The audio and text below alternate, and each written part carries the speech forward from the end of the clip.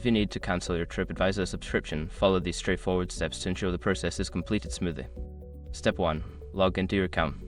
Visit the TripAdvisor website and log in using your credentials. Make sure you are using the account associated with the subscription you wish to cancel. Step 2. Access account settings. Once logged in, navigate to your account settings. This is usually found in the upper right corner of the page, often represented by your profile picture or an icon. Step 3. Find subscription details. In the account settings menu, look for a section labeled subscriptions or billing. Click on this section to view your current subscription details. Step 4. Initiate cancellation. Within the subscription details, you should see an option to cancel your subscription. Click on this option and follow any prompts that appear to confirm your cancellation. Step 5. Confirm cancellation. After initiating the cancellation, you may receive a confirmation email or notification on the website.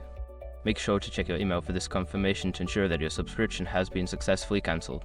By following these steps, you can easily cancel your TripAdvisor subscription. If you encounter any issues, consider reaching out to TripAdvisor's customer support for assistance.